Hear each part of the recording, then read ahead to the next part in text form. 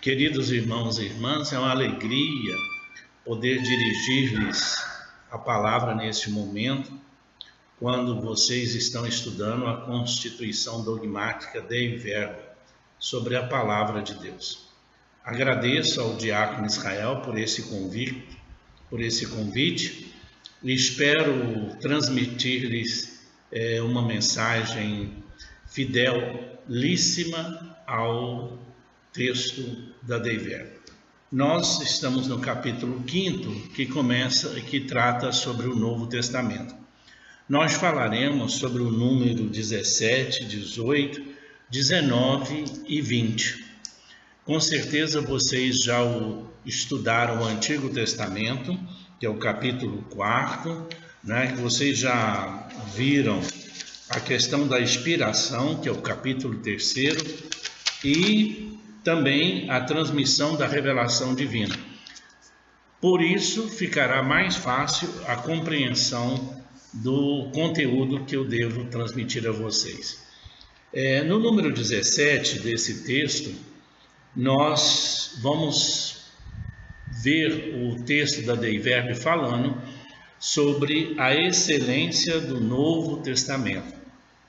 Quero frisar que aqui se trata de todo o Novo Testamento, desde o Evangelho de Mateus até o livro do Apocalipse. E o texto do número 17 vai dizer que a palavra de Deus, que é poder para a salvação de todos os crentes, se encontra de maneira especial nos escritos do Novo Testamento. E neles manifesta o seu vigor. Aqui está o ponto importante. O ponto importante é que a palavra de Deus, que é poder de Deus para a nossa salvação, se manifesta de modo especial no Novo Testamento e neles manifesta o seu vigor. E aí ela vai discorrer uma série de citações falando sobre o mistério da encarnação de Cristo e vai dizer para nós que esse escrito do Novo Testamento vem despertar e confirmar em nós a nossa fé. Depois nós estamos no número 18 e no número 18 vai dizer da origem apostólica dos evangelhos. Friso aqui que a Dei Verbo passa de um conjunto, que é o Novo Testamento, para parte desse conjunto, que são os 4 evangelhos: Mateus, Marcos e Lucas. E veja bem, que nos evangelhos nós encontramos, em primeiro lugar, diz o número 18, enquanto são o principal testemunho da vida e da doutrina do Verbo encarnado, nosso Salvador.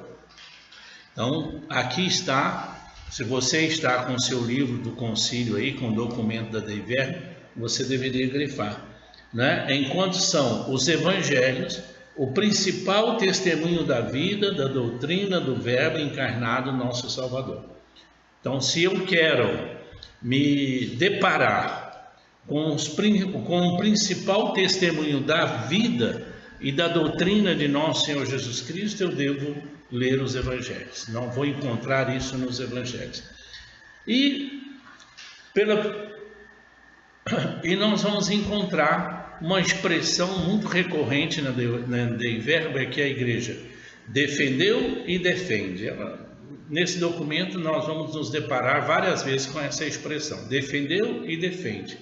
E lá no parágrafo 2º do número 17, nós vamos ouvir essa expressão. A igreja defendeu e defende, não é? Que os 4 evangelhos, que a origem dos 4 evangelhos é uma origem apostólica. Ou seja, que os evangelhos surgiram a partir dos apóstolos. Dos apóstolos, eu lembro quando foi escolher um novo apóstolo para substituir Judas, o traidor, as condições colocadas foram que fosse escolhido dentre aqueles que conviveram com Jesus do batismo de João até a sua ascensão. Isso para dar testemunho da verdade. É isso que está aí. Então, se você continuar no texto, aquilo que os apóstolos, por ordem de Cristo, pregaram e depois os mesmos apóstolos e varões apostólicos transmitiram por escrito, sob a inspiração do Divino Espírito Santo, como fundamento da fé, é o Evangelho quadriforme. Quadriforme porque Mateus, Marcos, Lucas e João. Não é? Então, esse conteúdo é um conteúdo apostólico, é um conteúdo inspirado pelo Espírito Santo, não é? E que tem a excelência sobre qualquer outro escrito, não é? Para nós, e vai guardando essas frases que eu estou firmando. Já no número, quase que eu falei versículo, no número 19, nós encontramos o caráter histórico dos evangelhos. Veja, deixamos o Novo Testamento e estamos focados numa parte só, que são os 4 evangelhos. E aqui, os bispos reunidos, eles vão dizer para nós assim, olha, nós estamos tratando de algo objetivo, algo histórico. Não é? E novamente a expressão está, a igreja sempre defendeu e defende, firme e constantemente, que os 4 evangelhos, cuja historicidade afirma sem hesitar, transmite com fidelidade que o Jesus, Filho de Deus, realmente operou e ensinou para a salvação eterna dos homens durante a sua vida terrena, até o dia em que foi elevado ao céu. Então, a igreja defendeu e defende com firmeza a historicidade dos evangelhos.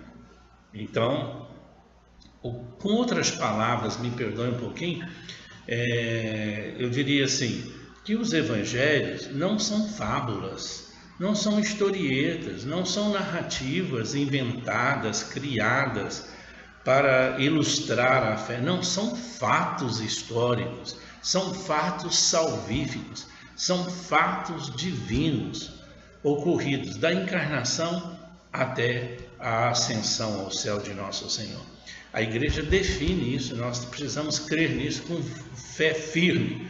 Quando ouvimos o Evangelho, nós prestamos atenção na liturgia, a liturgia fala isso, quando na procissão de entrada, o diácono entra com o evangeliário, quando deposita o evangeliário sobre o altar, depois solenemente leva o evangeliário para o ambão, incensa, e antes da proclamação do evangelho há uma saudação própria, no seu término também, tudo isso para nos dizer o número 17 e o número 18 e 19, principalmente 18 e 19, não é? Que nós estamos agora na liturgia, na proclamação do Evangelho, diante de escritos de origem apostólica, nós estamos diante do caráter da história de Jesus, o caráter histórico, e que isso tudo é para a nossa salvação. Olha que maravilha isso é muito importante. E terminamos, aí o documento volta para todo o conjunto do Novo Testamento. Qual é o conjunto do Novo Testamento? Vai dizer, olha, nós dissemos tudo isso sobre os 4 evangelhos, mas todo o conjunto do Novo Testamento, que ele chama de cânone, além dos 4 evangelhos, as epístolas, os escritos joaninos, o Atos dos Apóstolos, foram escritos, redigidos pela ação do Espírito Santo, segundo a sabedoria divina, confirmam o que diz respeito a Cristo, explica mais ainda a sua genuína doutrina e dão a conhecer o poder salvífico da história divina de Cristo. Narram o começo da igreja e a sua admirável difusão e anunciam a consumação gloriosa. Principalmente o Apocalipse, né? Fala de uma beleza do final que é encantadora, não é? E termina essa parte dizendo que nosso Senhor e Salvador Jesus Cristo, ele assistiu os apóstolos como tinha prometido, não é? E enviou-lhe o Espírito Santo, que os devia introduzir na plenitude da verdade.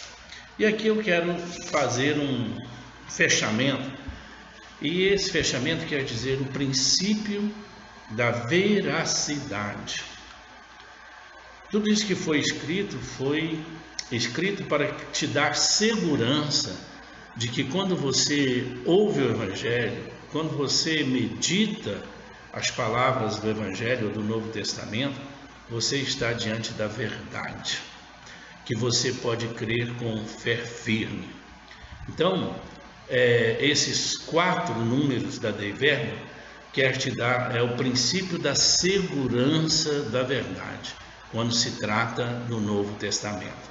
Por isso que esses 4 itens são muito importantes para nós e para você que me ouve, para que você possa abrir o seu coração à palavra de Deus, e essa palavra de Deus, que tem poder para salvar a sua vida, ela possa agir dentro de você, te curando de dentro para fora.